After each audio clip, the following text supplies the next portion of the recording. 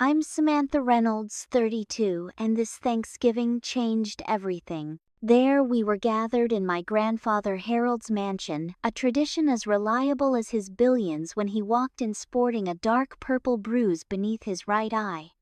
The room fell silent. Crystal glasses froze mid-air. Harold at 78 commanded attention even without facial injuries. He raised his glass, scanning the room deliberately, his gaze lingering uncomfortably on certain family members. "I know what you've been doing behind my back," he announced coldly. "Before I dive into this wild family drama, where are you watching from today? I'd love to know what corner of the world you're in while I spill the tea about my dysfunctional billionaire family." Hit that subscribe button if you enjoy stories about wealth, betrayal, and the kind of family secrets money can't hide. Trust me, you'll want to stick around for what happened next. To understand the earthquake that was about to hit our family, you need to know who we are. I'm a corporate attorney, or was until I left Anderson and Mitchell last year to start my own practice. It was the kind of move that made my grandfather proud, even if it terrified my mother.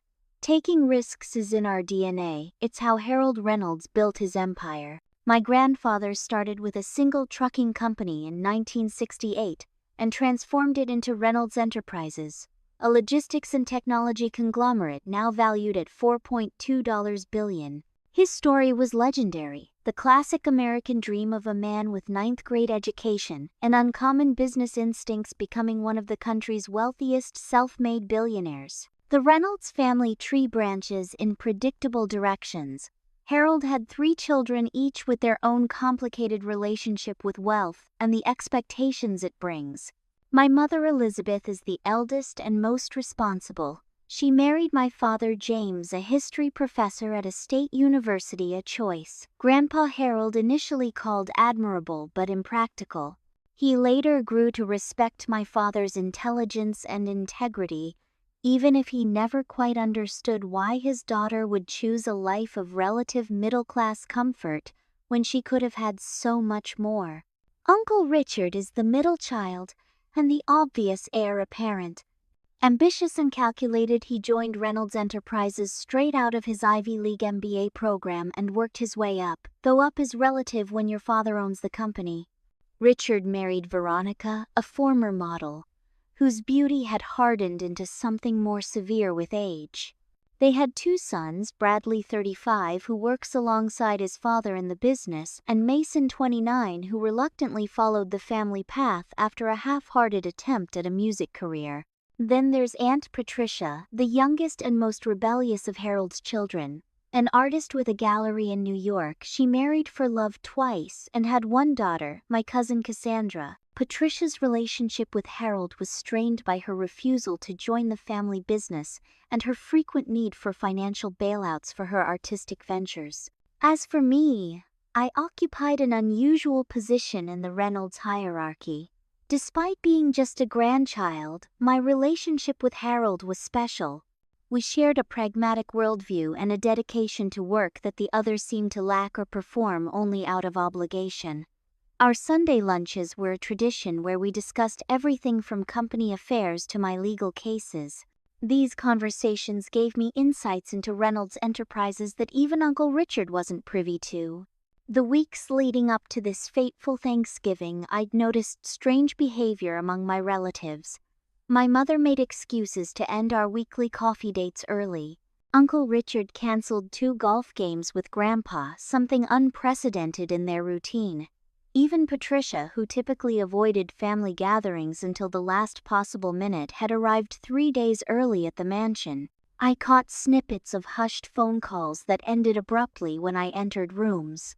Witnessed unexpected meetings between family members who typically avoided each other. Once I stumbled upon Bradley and Cassandra in intense conversation in the garden, 2 cousins who had maintained a cold war since a teenage falling out over a shared boyfriend. The night before Thanksgiving, I overheard a heated argument between Uncle Richard and Grandpa Harold in the study.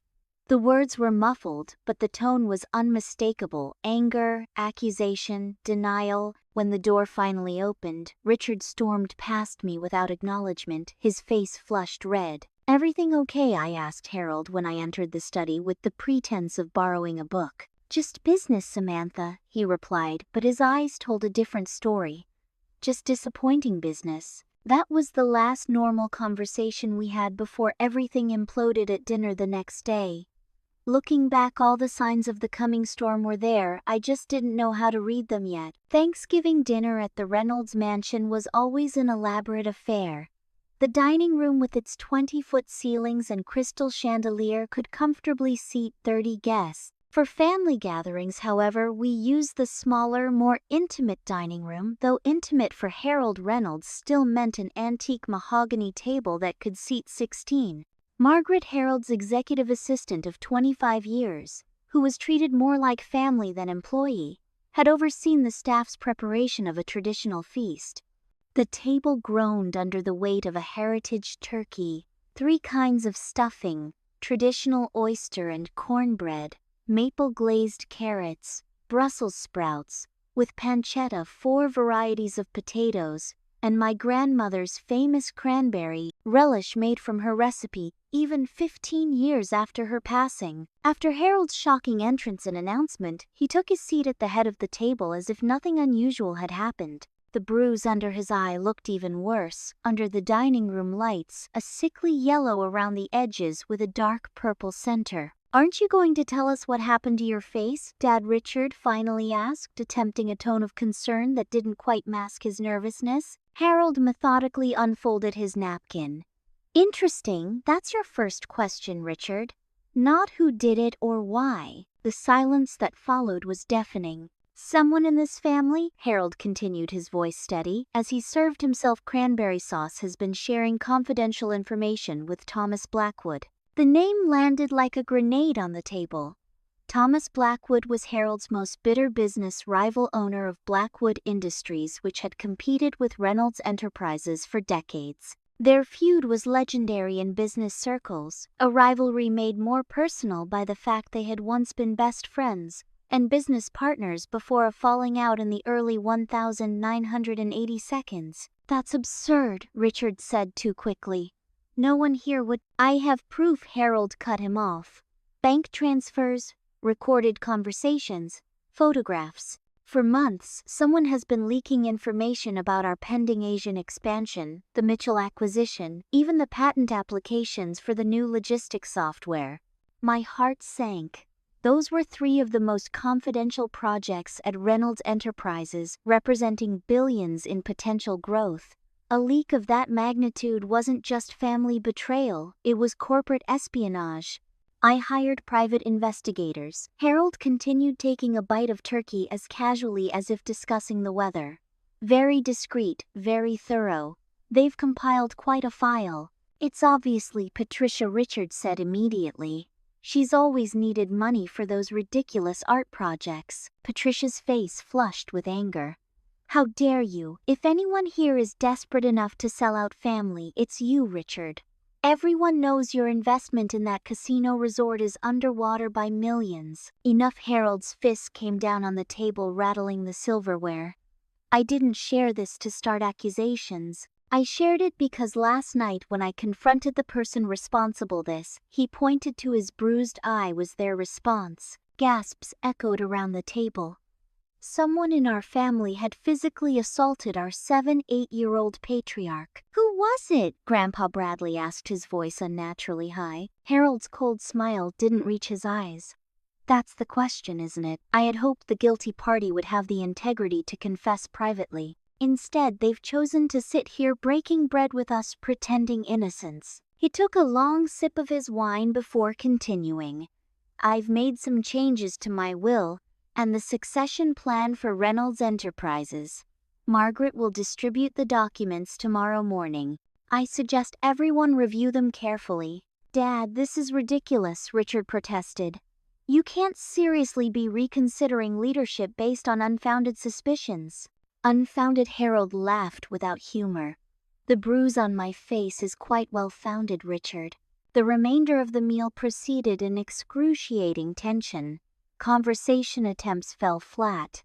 The exquisite food turned to ash in our mouths. I observed everyone carefully. Richard's tightly controlled anger, Patricia's nervous whine gulping my mother's uncharacteristic silence, the cousins' darting glances.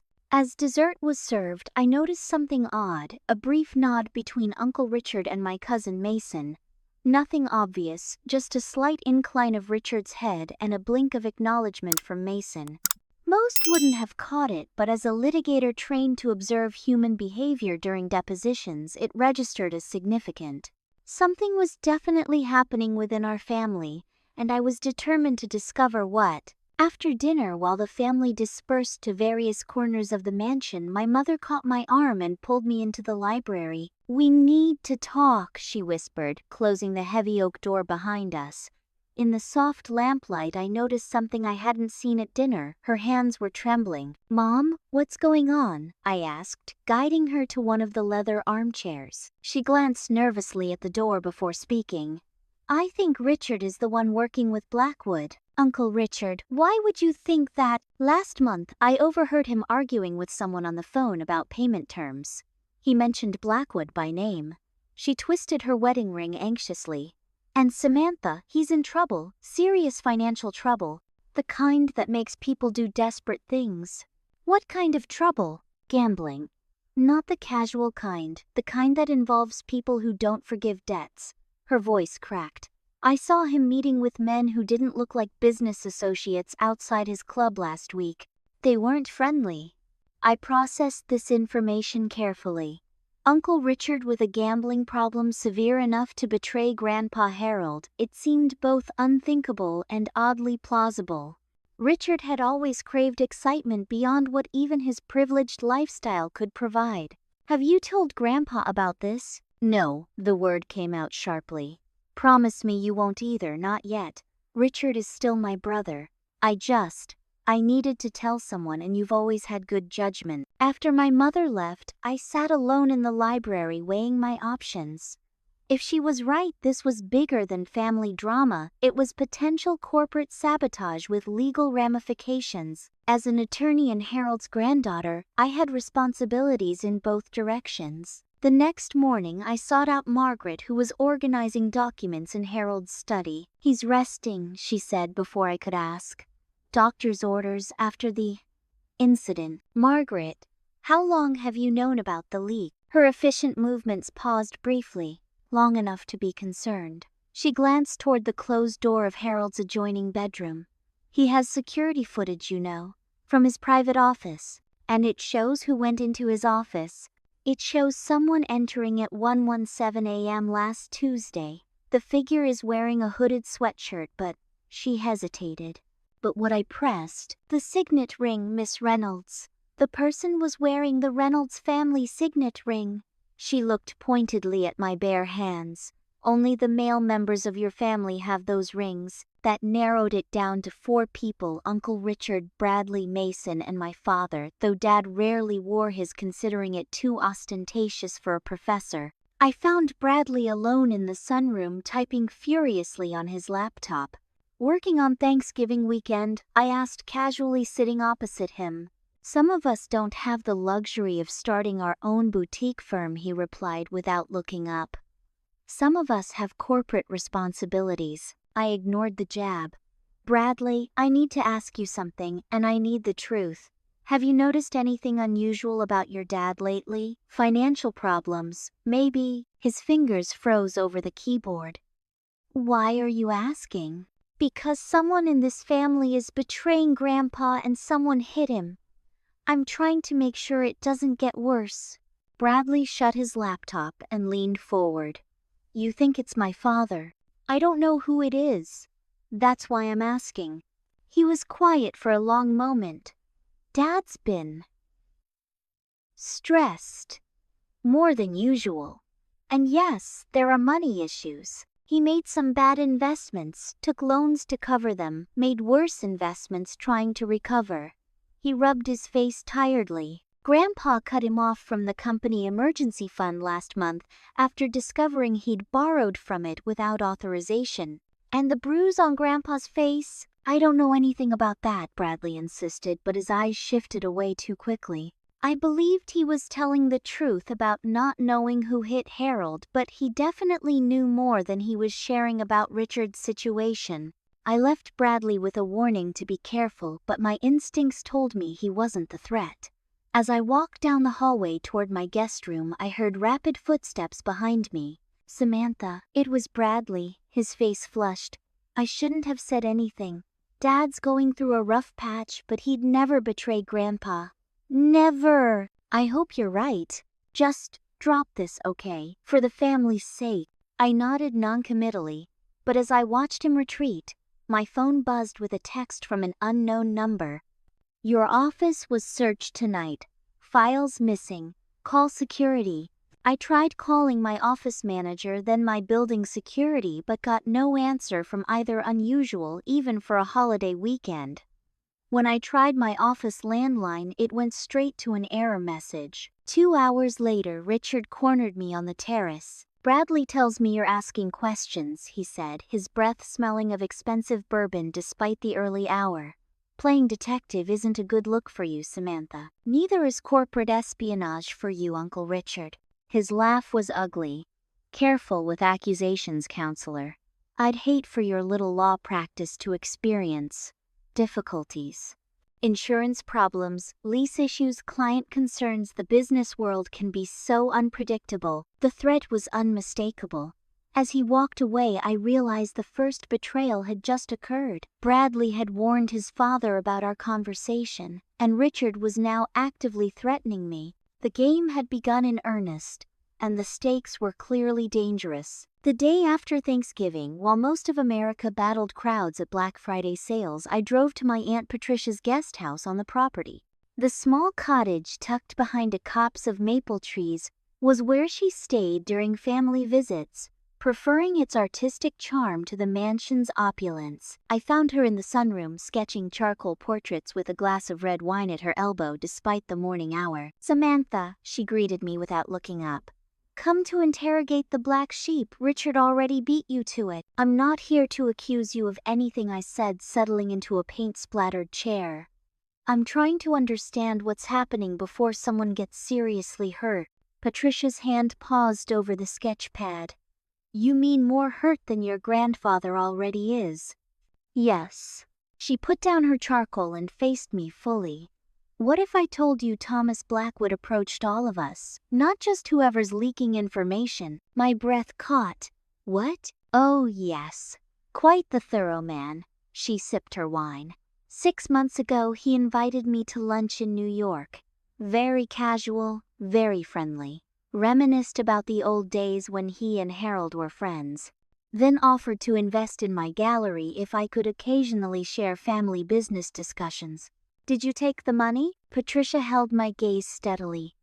"I took enough to cover a new exhibition, but I didn't give him corporate secrets, Samantha. I fed him harmless gossip, who argued with whom at family dinners, which of Harold's executives was looking tired. Nothing substantial." "Aunt Patricia, taking any money from Blackwood is a betrayal, yes, but not the betrayal." She leaned forward. "Richard Bradley, even Cassandra, he approached all of us. The question isn't who took his money, it's who gave him what he really wanted." As I drove back to the main house, Patricia's revelation tumbled in my mind. If Blackwood had been systematically targeting family members, this conspiracy was larger and more coordinated than I'd imagined. Back in my guest room, I noticed something odd about the reading lamp, a tiny black device nestled in its base. A quick examination confirmed my suspicion, a listening device professionally installed. Someone was monitoring my conversations. I left it in place but began checking other items. I found a second bug in my hairbrush, and a third in the phone charger. Whoever planted them had been thorough. That evening, Patricia texted me to meet the person who might help at the boathouse by the lake. I took precautions, leaving my phone behind and taking a circuitous route through the gardens. The boathouse was dark when I arrived. As I reached for the door, a hand grabbed my shoulder from behind. "Miss Reynolds," a deep voice I didn't recognize. "Thomas Blackwood sends his regards." I spun around to face a tall man in a dark suit, unmistakably security personnel, not family. Your aunt thought you might appreciate a direct conversation, he said smoothly. Mr. Blackwood is waiting in the car. I backed away. I'm not interested in meeting Blackwood. He has information about who attacked your grandfather. Information he's willing to share for a price.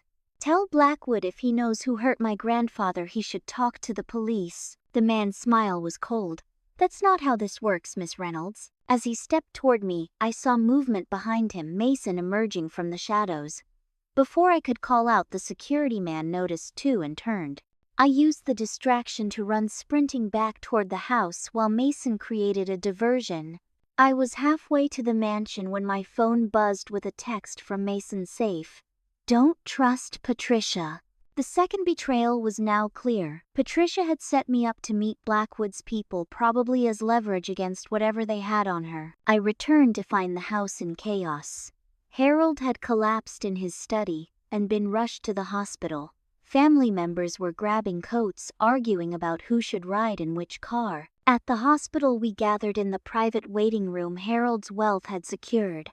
The tension was palpable, not just concern for Harold but suspicion among us all. Every glance carried accusations, every whispered conversation prompted paranoid speculation. After an hour, a doctor informed us Harold had stabilized. Exhaustion and stress compounded by his age. He needs rest, but he's asking for Samantha. Uncle Richard immediately objected. I'm his son and the company COO. I should see him first. He specifically asked for Miss Reynolds, the doctor repeated firmly. Harold looked diminished against the white hospital sheets, but his eyes were alert when I entered. They're watching you, he whispered after I sat beside him. I know. I found the bugs. Not just that. They're desperate now. He motioned me closer. Trust no one, Samantha. Check the safe. Which safe? Home office. Behind the Remington bronze. Combination is your grandmother's birthday. When I returned to the mansion late that night, the family had dispersed to their rooms. I slipped into Harold's study and located the safe behind the bronze statue of a cowboy.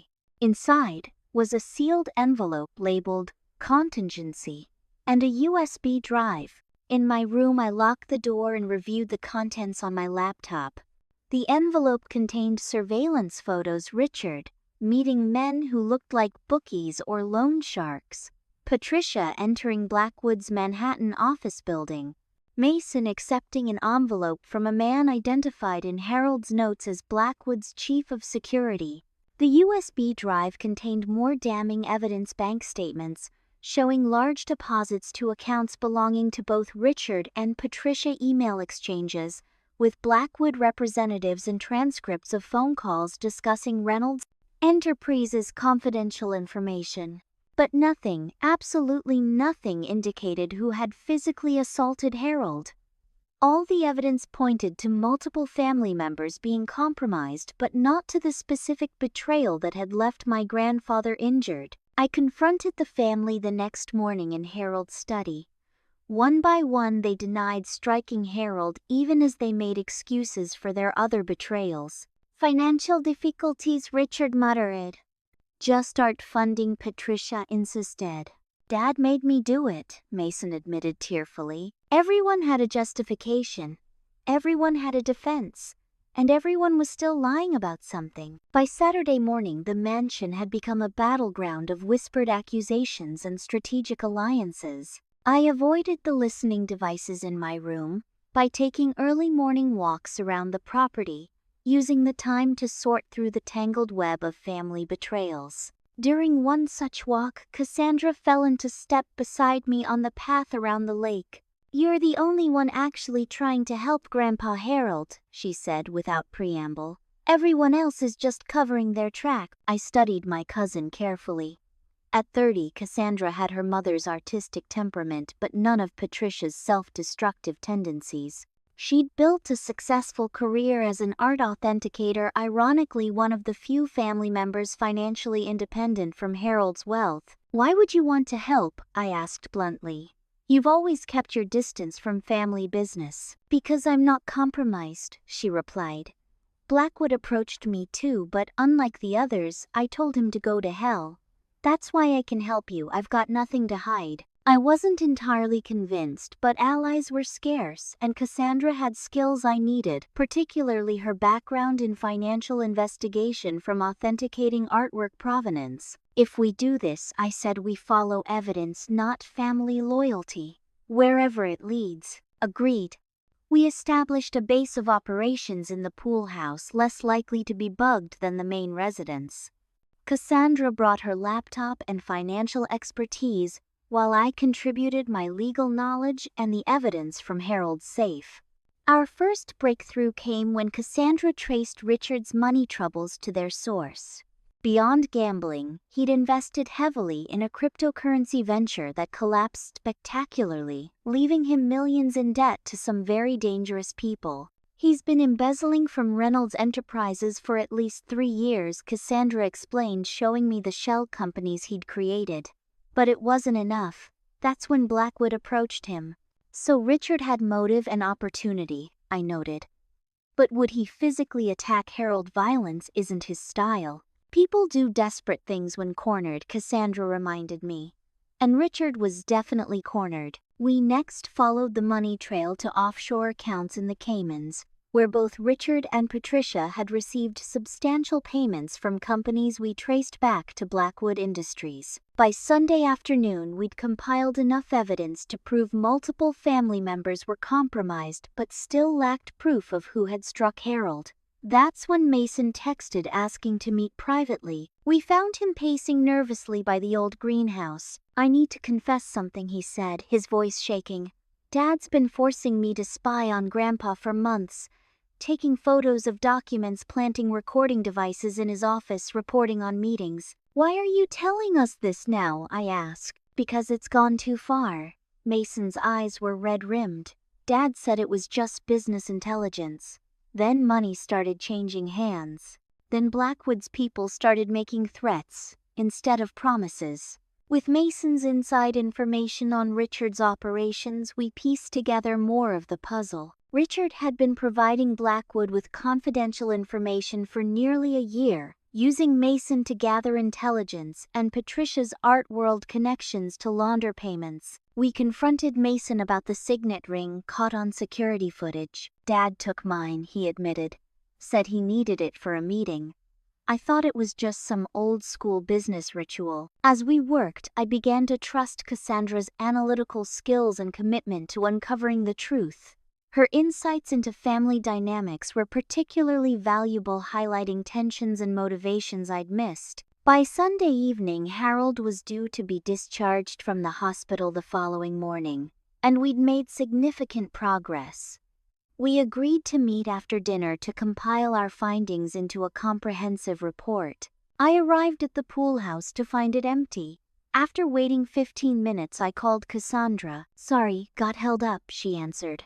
Start without me, all my notes are on the desk. I opened her laptop to find a document already prepared, a detailed account of our investigation that painted me as the primary conspirator, with fabricated evidence suggesting I'd been working with Blackwood all along. The document included forged emails, doctored photos of me with Blackwood representatives, and manufactured financial records showing payments to offshore accounts in my name. It was sophisticated enough to be believable to someone who wanted to believe it, like Harold. The third betrayal hit me like a physical blow. Cassandra hadn't been helping me investigate. She'd been building a case against me. While I'd been focused on Richard and Patricia, she'd been meticulously constructing my downfall. Before I could process this, my phone buzzed with an alert from the security system I'd installed on my laptop. Someone was attempting to access my email remotely from inside the mansion. I raced back to the main house, taking the evidence of Cassandra's duplicity with me. In the grand foyer, Margaret was gathering family members. Mr. Reynolds is being discharged tonight, not tomorrow, she announced. He's called an emergency family meeting upon his return. The atmosphere crackled with tension as everyone pretended normalcy. Richard checked his watch repeatedly. Patricia drank straight vodka instead of her usual wine. Mason couldn't stop fidgeting. And Cassandra, she smiled at me as if nothing had happened, her betrayal hidden behind perfect composure. Harold arrived an hour later, moving slowly but under his own power. "Tomorrow morning, 8 a.m. in my study," he announced. "I know who attacked me. One chance for a private confession before I take more permanent measures." As the family dispersed for the night, Harold's words hanging over us like a sword, I realized this web of betrayal was far more tangled than I'd initially imagined. Someone was orchestrating events beyond mere corporate espionage, and I was now being framed as part of the conspiracy. I waited until midnight before confronting Cassandra. I found her in the mansion's library, not packing as the others were, but calmly reading in an armchair, as if she had nothing to fear from tomorrow's revelation. "Interesting reading?" I asked, closing the door behind me. "Just catching up on the classics," she replied, not looking up from her book. "Couldn't sleep with all the drama unfolding." I placed her laptop on the coffee table between us, open to the document she'd prepared against me. "Want to explain this?" Her expression didn't change, but something shifted in her eyes. "I see you've been snooping. I wasn't the one preparing false evidence. Why frame me, Cassandra? What's Blackwood holding over you?" She closed her book carefully, using a silk ribbon as a bookmark. "Nothing as pedestrian as money troubles or gambling debts. My reasons are more personal." What could possibly justify this level of betrayal? Do you know what it's like to be the artistic one in a family that only values business acumen, to have a grandfather who sees your entire life's work as a charming hobby? Her voice remained controlled, but bitterness seeped through. "For 30 years I've been invisible to Harold while he doted on you, the perfect granddaughter who followed in his corporate footsteps. So this is about jealousy.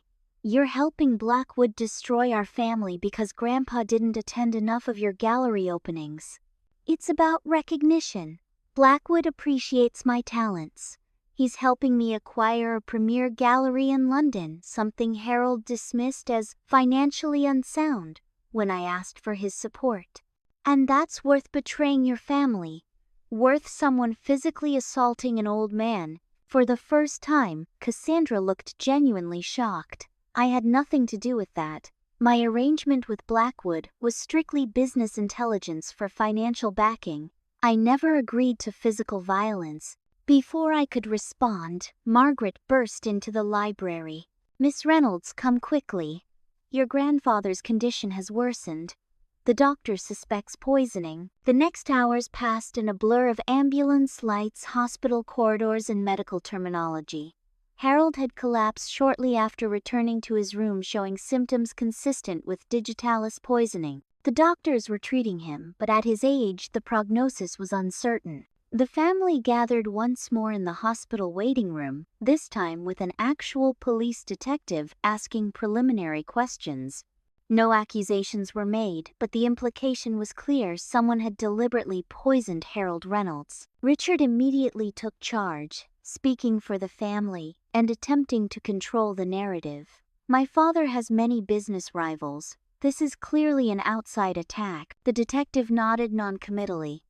"We'll need to interview everyone who had access to Mr. Reynolds this evening, particularly regarding food and medication." As the night progressed, Harold stabilized enough for the immediate danger to pass. The family returned to the mansion under a cloud of suspicion both from the police and each other. Mason approached me in the kitchen where I was making coffee at 3 a.m. "I heard about Cassandra," he said quietly. "Richard's been getting updates from hospital security. He has someone on payroll there." "Of course he does," I sighed. "Mason, I need your help. We need to find proof of who actually attacked Harold before this escalates further." "What do you need?" "Access to your father's computer and phone. He's coordinating something and I need to know what." Mason hesitated. "He'll know it was me." "He's already using you, Mason. The question is whether you'll let him use you to hurt Grandpa again." He nodded reluctantly. "There's something else you should know. There's a hidden surveillance system in the mansion. Grandpa had it installed years ago after a kidnapping threat. The control room is behind the wine cellar." This was the break I needed. If the system had been running, it might have captured the initial assault and tonight's poisoning attempt. We made our way to the hidden room, navigating the cellar's maze of wine racks, until Mason revealed a concealed door behind a vintage Bordeaux collection. Inside was a sophisticated monitoring station with screens showing feeds from throughout the mansion. Mason logged into the system using credentials he'd discovered years earlier during an adolescent exploration. "The footage is stored for 30 days, he explained, pulling up the archive. "What date do we need?" "Start with the night Grandpa got the black eye." We located the relevant time period and watched as Harold worked late in his study.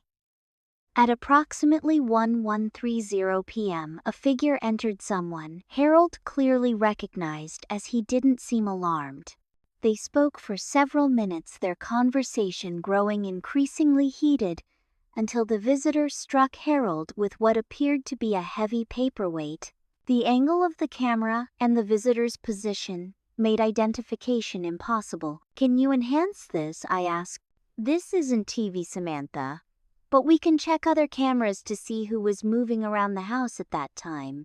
We cross-referenced footage from hallway cameras, eventually narrowing down the possibilities. To my shock, the most likely candidate was my mother, Elizabeth. The timing of her movements, her height, and her clothing all matched what little we could see of the assailant. "It can't be Mom," I whispered, though the evidence was compelling. "Let's check tonight's footage," Mason suggested. "Maybe there's a connection." The recent recordings showed something equally disturbing. Shortly after returning from the hospital, Harold had taken medication provided by Margaret, who had received it from Richard, who claimed it came from Harold's doctor. The timeline matched perfectly with his subsequent collapse. "We need to download this," I said, reaching for a nearby USB drive. Mason stopped my hand. "Let me. I know where the security blind spots are. I can get this to your room without being seen." I hesitated, then relented. "Okay, but hurry. And Mason, thank you for doing the right thing." Back in my room, I waited for Mason to deliver the evidence. An hour passed, then 2. Something was wrong. I tried calling his cell, no answer. When I cautiously made my way to his room, it was empty, his suitcase missing. Returning to my room, I found my laptop open. Someone had been there while I was gone. The documents I'd saved were missing, and when I checked my hidden backup drive, it too had been wiped clean. The fourth betrayal cut deepest. Mason hadn't gone to secure the evidence, he'd gone to eliminate it and warn his father. While appearing to help me, he'd been systematically destroying evidence and reporting my movements to Richard. As dawn broke over the Reynolds estate, I faced a harsh reality. I was now isolated, without allies or evidence. Hours before Harold's final confrontation with the family, whatever revelations the morning would bring, I would face them alone. By 7 a.m., I was running out of options. The surveillance footage was gone, Cassandra's false evidence against me probably already in Richard's hands, and Harold was still hospitalized under guard. My only remaining lead was Harold's cryptic mention of his watch during our hospital conversation. I slipped into his bedroom, now empty, with him still at the hospital. His personal items had been gathered by Margaret, including the watch he'd been wearing when attacked. I found it in his bedside drawer, an antique Patek Philippe that had been his father's. Examining it carefully, I noticed something unusual, a small button on the side that wasn't part of the standard design. When pressed, a tiny compartment opened in the back of the watch case, revealing a microSD card. I transferred the card's contents to my phone, my hands shaking with anticipation. It contained a single audio file, dated the night of the assault. With trembling fingers, I pressed play. "We need to talk about the changes to your will." My mother's voice tense but controlled. "There's nothing to discuss, Elizabeth." Harold sounded tired. "I've made my decision. You're cutting Richard out completely.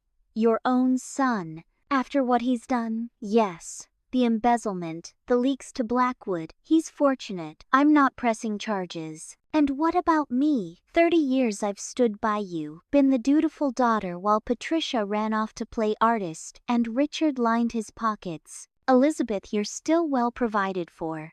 to maintain my modest lifestyle.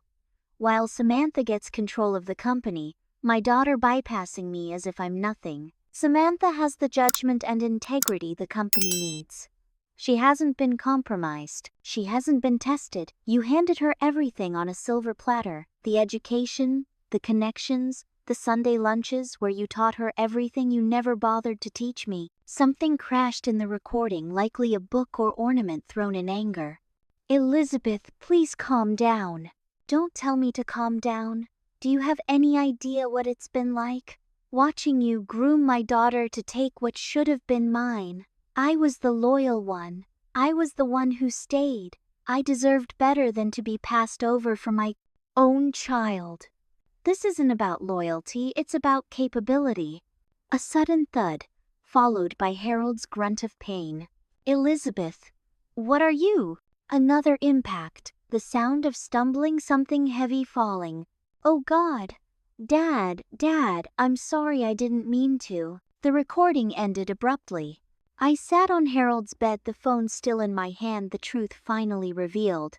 My mother, my stable, responsible, supposedly loyal mother, had struck Harold in a moment of rage upon learning I would inherit control of Reynolds Enterprises instead of her. The ultimate betrayal wasn't about money or Blackwood or corporate espionage. It was about resentment, jealousy, and thwarted ambition festering for decades beneath a veneer of familial duty. I found my mother in the conservatory staring blankly at the winter garden. When I approached, she didn't turn. "You know, don't you?" she asked quietly. "I heard the recording, Mom. Why didn't you tell me how you felt all these years?" She laughed bitterly. "And say what? That I resented my own daughter for receiving the opportunities and recognition I never got, that every time Harold praised your accomplishments it felt like a personal indictment of my choices. You could have said something. To me, to Grandpa?" I tried. For years I hinted, suggested, outright asked for more responsibility in the company. Harold always had reasons why it wasn't the right time. She finally turned to face me, her eyes red-rimmed. "Then you graduated from law school and suddenly the timing was perfect. So you hit him, your own father." "I never meant to hurt him. She gestured helplessly. Something snapped. All those years of being the good daughter, the responsible one, always overlooked. When he told me you would run the company someday, something inside me broke. And now you want me to what? Cover for you? Pretend I don't know my own mother assaulted her elderly father. I want you to understand." Her voice broke. "Can't you see? This family has been poisoned by Harold's money and power for decades. Richard's gambling, Patricia's resentment, my own invisible chains of duty. We're all victims of Harold's empire in different ways. That doesn't excuse violence, Mom, or hiding the truth afterward." "Samantha, please." She grasped my hands. "If this gets out, it will destroy everything, my marriage, my relationship with you, what little standing I have left in this family. Help me find a way to make this right without losing everything." As I looked into my mother's desperate eyes, I felt the weight of an impossible decision. Family, loyalty versus justice. Truth versus protection. The values Harold had instilled in me versus the woman who had raised me. Before I could respond, Margaret appeared at the conservatory entrance. "Miss Reynolds, someone has entered your grandfather's hospital room. Security cameras show it's your uncle." My blood ran cold. "Richard." "Yes. Hospital security has been alerted, but..." I was already running toward my car, the recording clutched in my hand, my mother calling after me. Racing to the hospital, I called Mason repeatedly, praying he might still help despite his earlier betrayal. On the fourth attempt, he answered. "Samantha, listen. Your father's at the hospital with Grandpa. I think he's going to hurt him." A beat of silence. "How do you know?" "Hospital security cameras caught him entering Grandpa's room when he's supposed to be restricted to family only with nursing supervision." "Where are you?" 5 minutes out. "I'm closer. I'll meet you there." I broke several traffic laws reaching the hospital. At Harold's private room, I found security personnel restraining Richard while nurses attended to Harold. He was tampering with the IV, a security guard informed me. The young man over there stopped him. He nodded toward Mason, who stood pale-faced against the wall. Richard's eyes locked with mine, wild with desperation. "You don't understand. He's going to ruin us all." "The new will, is that why you tried to poison him last night?" I demanded. "To prevent him from changing the succession plan." "I didn't," Richard began, but Mason cut him off. "Stop lying, Dad. I saw you preparing his medication. I helped you remember." Richard's face contorted with rage and betrayal. "You ungrateful." "Enough." The new voice came from the hospital bed. Harold was awake, watching the scene unfold with clear eyes despite his frailty. "Samantha, do you have proof of who assaulted me originally?" I hesitated, acutely aware of the recording burning in my pocket and my mother's pleading eyes in my memory. "Yes, Grandpa, I do." The hospital conference room became our unlikely court of justice. Harold, against medical advice, insisted on being present in a wheelchair. Richard remained under security supervision in the corner. The rest of the family arrived in shifts. My mother lost her face ashen when she saw me standing beside Harold. "I've had enough of secrets and schemes," Harold announced once everyone was assembled. "Today everything comes to light." The family shifted uncomfortably, each person carrying their own burden of guilt. Harold attempted to alter my medication last night, presumably to ensure I wouldn't recover enough to implement the changes to my will and company leadership. Richard started to protest, but Harold silenced him with a raised hand. Before that, he embezzled approximately $17 million from Reynolds Enterprises through a sophisticated network of shell companies, initially to cover gambling debts, and failed investments later to finance a planned takeover of certain company divisions with Blackwood's backing. Patricia gasped audibly. Bradley stared at his father in disbelief. Harold continued, turning to his youngest child, accepted payments from Blackwood, totaling just over $2 million, ostensibly for art acquisitions, but actually in exchange for information about family dynamics and potential leverage points against various family members. Patricia didn't deny, it just took a long swallow from her ever-present wine glass.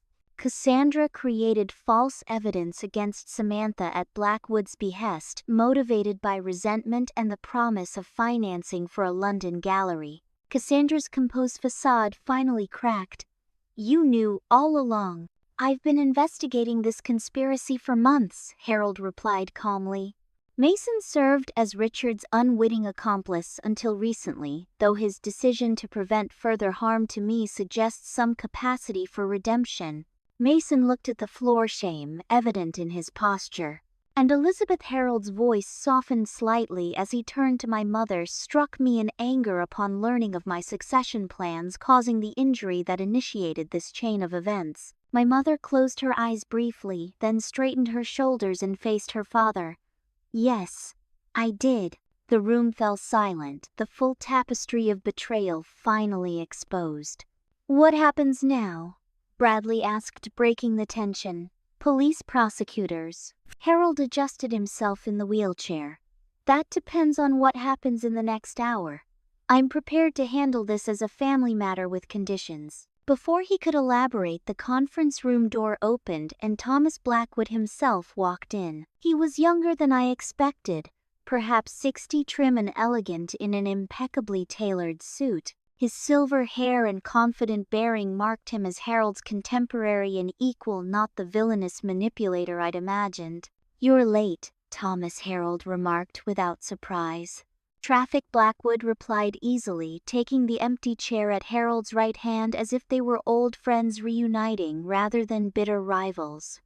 "I see you've begun without me." The family exchanged confused glances, the script we thought we were following suddenly rewritten. "What is he doing here?" Richard demanded, struggling against the security guard's restraining hand. Harold and Blackwood shared a look that contained decades of history. "Thomas and I have been working together these past 6 months," Harold announced. "The approaches to family members, the offers of money and support, all of it was a test. A test most of you failed spectacularly." "A test?" Patricia echoed incredulously. "You set us up." "I needed to know who I could trust," Harold said simply. The succession of Reynolds Enterprises involves billions of dollars and thousands of employees' livelihoods. I couldn't leave it to chance or to blind family loyalty. So Blackwood was never your enemy? Mason asked. Oh, we were enemies for many years, Blackwood interjected smoothly. Until Harold called me last year with an intriguing proposition. I suspected corporate espionage, Harold explained. Information was leaking, but I couldn't identify the source, so I created a controlled environment to flush out the traitors. By manipulating your own family, my mother's voice was sharp with new anger. Putting us through emotional hell as some kind of loyalty test. The manipulation began long before my involvement, Harold countered. The embezzlement, the resentment, the schemes, those were all genuine. I merely created a channel for them to become visible. The truth of his words silenced further objections. However controversial his methods, the results were undeniable. The family's hidden fractures had been fully exposed. What happens now? I asked quietly. Harold nodded to Blackwood, who opened a leather portfolio. Reynolds Enterprises will undergo a significant restructuring, Blackwood announced. Harold and I are merging our companies, ending decades of wasteful competition. The new entity will be led by a board of directors that includes members from both organizations and one family representative. All eyes turned to Harold. Samantha will serve as the family's representative on the board and chief legal counsel for the merged company, Harold stated. She has demonstrated the integrity and judgment the position requires. Richard lunged forward, only to be restrained again. This is outrageous. I'm your son, your designated successor. You're a thief and a would-be murderer, Harold replied coldly. You'll face no criminal charges on the condition you enter rehabilitation for gambling addiction and accept financial oversight for the trust fund you'll receive in lieu of company control. One by one, Harold outlined the consequences for each family member. Patricia would retain her artistic career but with financial supervision. Cassandra would get her London gallery, but under a mentorship program that included ethics oversight. Mason would work under Samantha's supervision, with the possibility of greater responsibility if he proved himself trustworthy. As for my mother, Harold's voice softened slightly. Elizabeth will receive what she has always deserved: recognition for her contributions to this family. She will serve as the head of the Reynolds Foundation, overseeing our charitable endeavors with full autonomy and appropriate compensation. My mother looked up, clearly stunned by this unexpected acknowledgement of her capabilities. This isn't punishment, Harold concluded. It's recalibration. Each of you will have the opportunity to rebuild what your actions have damaged: trust, integrity, family bonds. Whether you choose to do so is entirely up to you. Security escorted Richard out first, his future, now constrained by the consequences of his choices.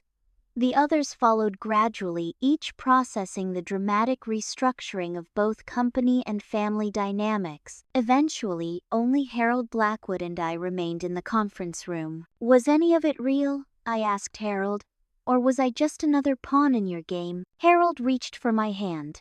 The test was real. The results were real. And my faith in you has always been real, Samantha. That's why you're here at the end, still standing while the others rebuild what they've broken. As Blackwood excused himself to take a call, giving us privacy, I studied my grandfather's face, the bruise now fading to yellow, his eyes tired but still sharp with the intelligence that had built an empire. And the bruise, my mother really did that. Elizabeth's anger was genuine, as was her action. What she didn't know was that I was recording our conversation as part of my broader investigation. He smiled sadly. I never anticipated she would strike me, but in a way it accelerated the necessary revelations. You could have just told us you were changing the succession plan, I pointed out. Conducted normal performance evaluations like any other company, and missed the truth about who my family really is. What they're capable of when tested. Harold shook his head. Sometimes justice requires uncomfortable methods, Samantha. Remember that when you're sitting in boardrooms making decisions that affect thousands of lives. As I helped wheel him back to his hospital room, I wondered what kind of justice had actually been served. and whether our family could ever truly heal from the wounds we'd inflicted on each other in the name of ambition, recognition, and love. 1 year later, we gathered again for Thanksgiving at the Reynolds mansion. The dining room looked much the same, crystal chandelier gleaming silver polished to a mirror, shine autumn flower arrangements adorning the antique sideboard. Yet everything had changed. Harold sat at the head of the table, his health improved, though he now used a cane.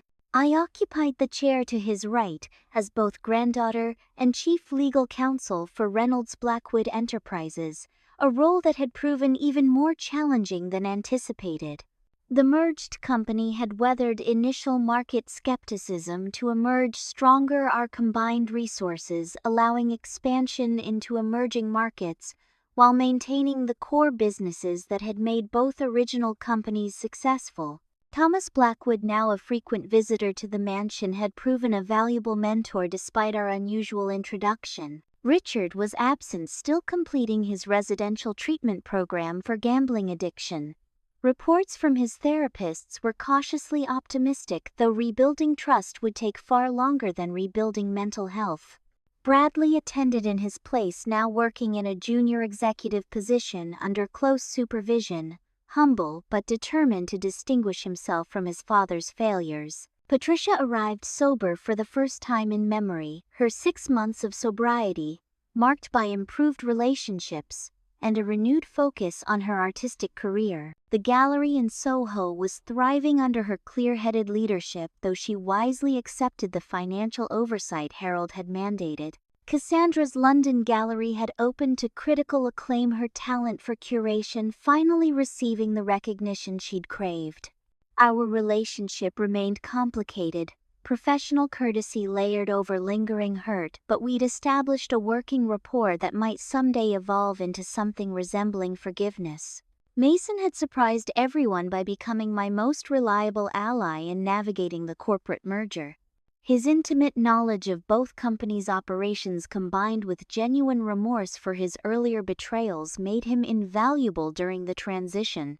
He'd earned incremental trust through consistent integrity, a concept he was still learning but embracing with unexpected dedication. And my mother Elizabeth had flourished in her role heading the Reynolds Foundation. Finally, given authority commensurate with her capabilities, she'd transformed the previously perfunctory charitable arm into a significant force for education and economic development. The recognition she'd craved for decades seemed to heal wounds I hadn't fully understood until they began to mend.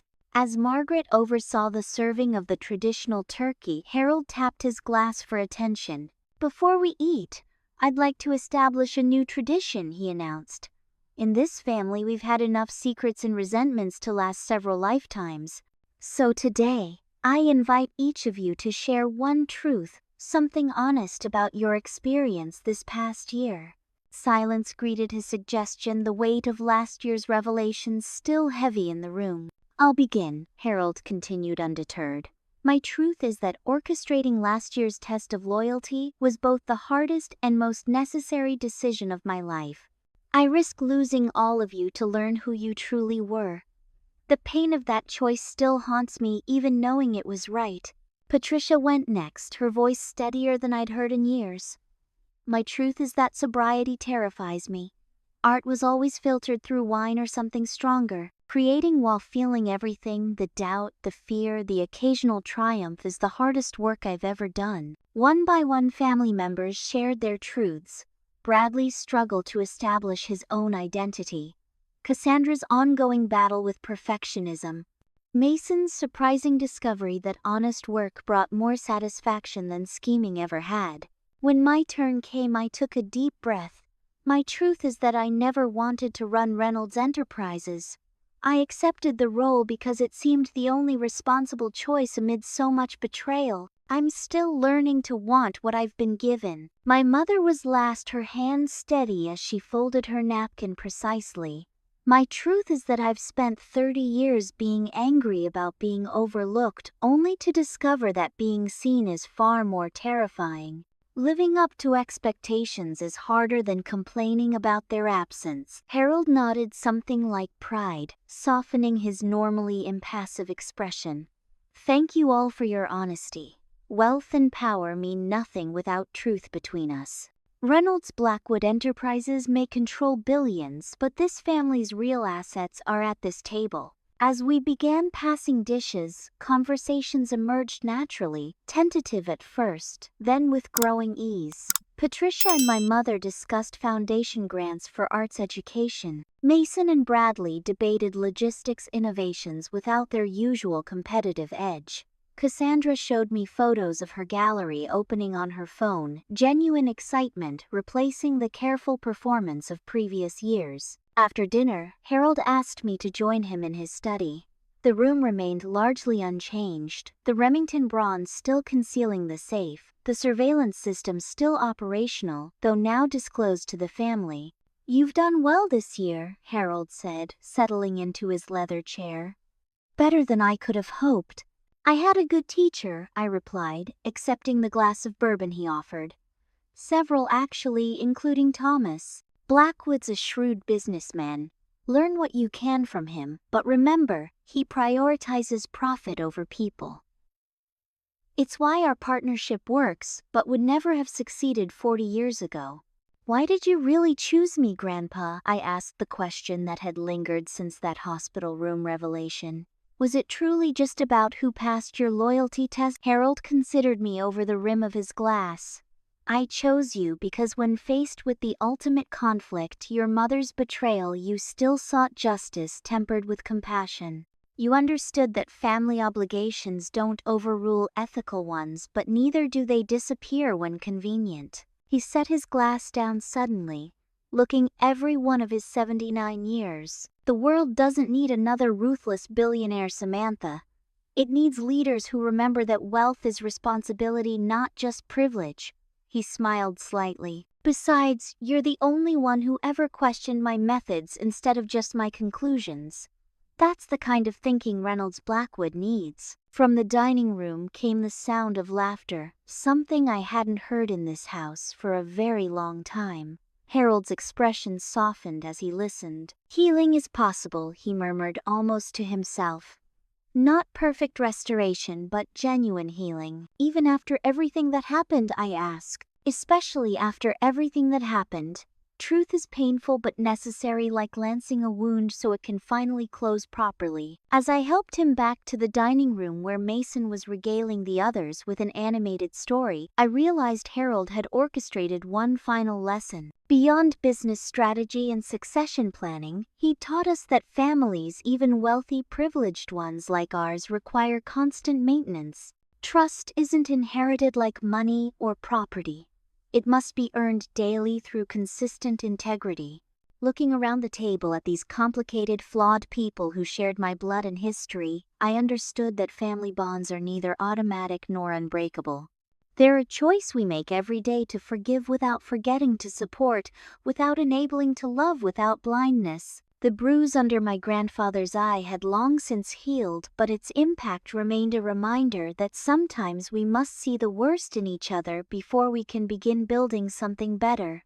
Have you ever experienced a family betrayal that changed your perspective? I'd love to hear your stories in the comments below. This Thanksgiving, I'm grateful for second chances and the courage to face difficult truths. If this story resonated with you, please like, subscribe, and share with someone who might need to hear that healing is possible even after the deepest betrayals. Thank you for listening to my family's journey, and may your own family gatherings be filled with more honesty than drama this holiday season.